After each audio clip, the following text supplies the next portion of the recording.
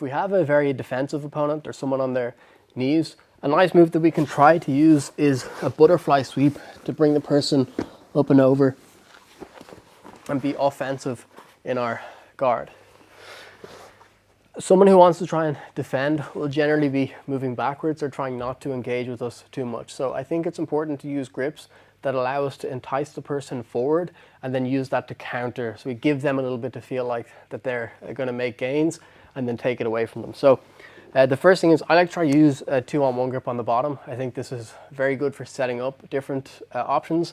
And the way I want to do this is that I'm going to try to hold a cross grip on the wrist and a grip on the elbow. I'm going to try and leave the gap underneath my arm open to make the person underhook me. So I'm not going to try and pull them in, but I am going to try and scoot forward and leave this space open as if the space is free for them to underhook. Now, they're only going to pass my guard or force the half guard if they can keep their elbow in and flatten me on my back like this. So when I'm playing with this overhook grip, as long as I keep the elbow open, they generally won't be able to establish a position that allows them to force the half guard.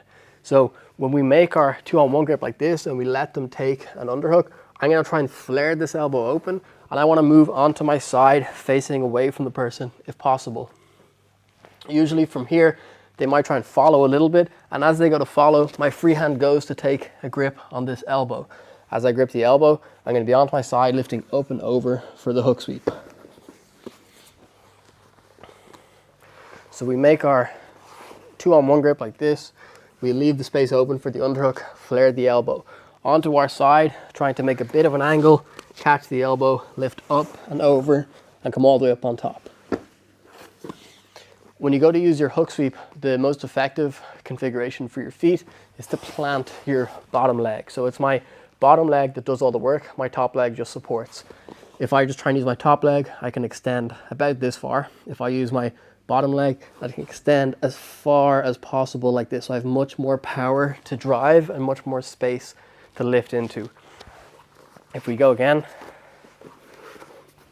once I start to lift and turn like this, I'm trying to keep my bottom foot planted as much as possible so that I can bring the person up all the way over, landing up on top, usually in a half guard position to try and force the pass.